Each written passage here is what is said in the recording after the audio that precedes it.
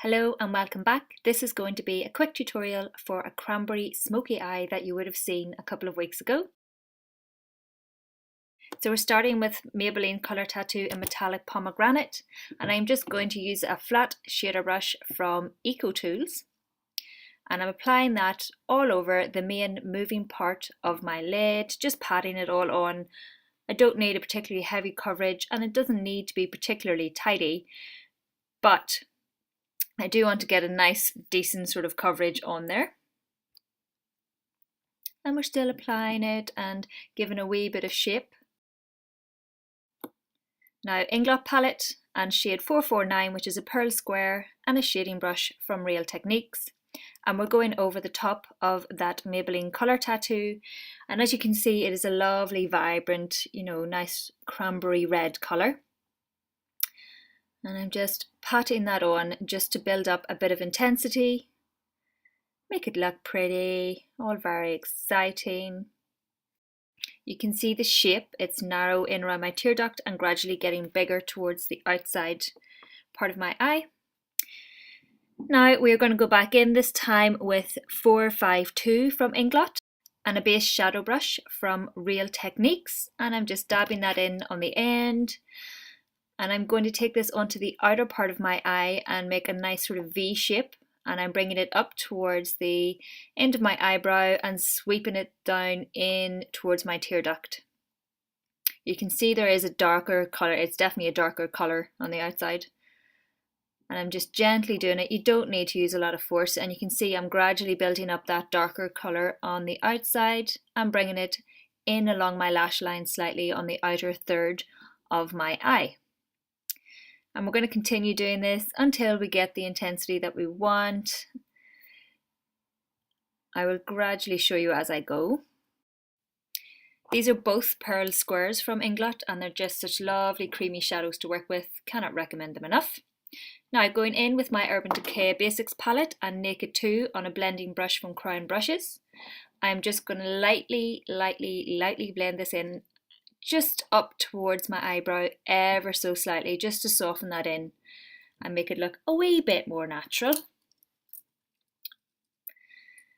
And then after that I'm going to go in with this lovely Walk of Shame colour, which is more of a skin colour, and blend that in a bit more with the same brush. Now we're going to go into Crave from the same palette, and I'm using a mini flat smudger brush. This is from Royal & Langdickel. And you can see I'm just pressing that along my lash line and gradually building it up. It doesn't have to be perfect, but I want a slightly thin line, well, not very thin, but not overly thick. Makes sense, right? I'm going to take this along my lower lashes and I'm just dabbing that on. And just work it. I'm only going sort of 2/3 of the way in on my lower lashes, just lightly, and then I can always go back and build it up.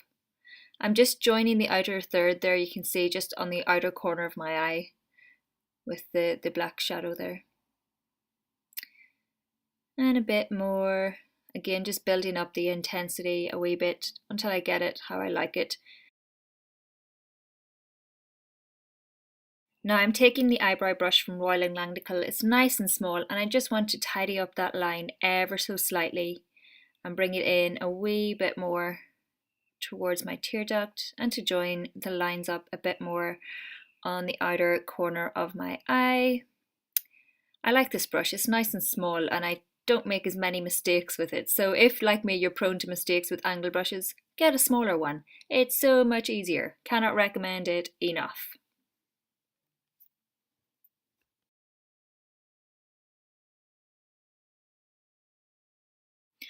So we're just going to go back in now to 449 with a smudger brush from Royal & Langdickel, and I'm running that over Crave on my lower lash line and just gradually blending it up into that nice angle I have on the outer third. Nice wing. And then going back into 452 and doing exactly the same thing. I'm just gradually blending it up so that nice winged out look is quite a uniformed look. Now taking a Q-tip I am just going to clean up underneath my eye and help get that shape a wee bit cleaner. I think it's quite nice just to make it a really winged out look. And then we're taking Venus from Urban Decay Basics palette and just a pencil brush from Eco Tools, and I'm just highlighting my inner tear duct. And then going back in with my small angle brush with Crave into the inner tear duct just to darken it up again. I'm going to use Le Volume de Chanel mascara in Noir, but first I'm just curling my lashes with the Kevin Aucoin eyelash curlers. So I'm going to do about sort of 2 to 3 coats on my top lashes, and then I'm just doing the outer third of my bottom lashes. Now I'm just using my metal lash comb from Royal and Langnickel just to make sure there are no clumpy bits or any big bits from my mascara. And taking a spoolie from Delium Tools, I'm just combing through my brows, just to give them a wee bit of shape. And then I'm using my e.l.f. eyebrow kit and the wee brush that comes in it just to apply the wax, just to fill it in a wee bit. And then I'm going to go in a second with the powder using the Delium Tools 762 small angle brush. Again, just to fill it in a wee bit and give it some shape. Now I'm going to take some baby wipes and just clean up underneath from that bit of fallout. So that's the eye look finished. Now on to the bases. I've used a Smashbox Photo Finish Foundation Primer all over my face, and then the Revlon Colour Stay Foundation in Ivory. This is for combination oily skin. I used my buffing brush from Real Techniques to apply it all over my face, then blended it out with my sponge from Crown Brushes. Now we're going in with Berry Merry from e.l.f. Studio Line blush, and then the Chisel Blush brush from Crown Brushes. And I'm just applying it to the apples of my cheeks and blending it backwards. I'm doing it quite lightly and gradually building up the colour because there is quite a bit of pigmentation with this blush. So you just want to gradually build it up. And my eyes are quite dramatic, so I don't need anything too strong or it'll be a bit over the top. For lipstick, I'm using the Feed the Senses lipstick from MAC. It's a luster finish, and this is lovely and soft and creamy. It's quite a nude shade, so it doesn't detract from my eyes, and it's not too pale for me, which again is a bit of a bonus. I'm going to blot just really quickly after the first coat, and then apply another coat just to get a wee bit of a shine, but the lipstick will stay all day because I've blotted, so that's never a bad thing. I'm going to set my foundation with e.l.f.'s Tone Correcting Powder in Warm, and that's just a Beauty Puff from number 7, and I'm applying this mainly down the centre of my face, and then I would probably just do it lightly over the tops of my cheeks just to blend in my blush a wee bit.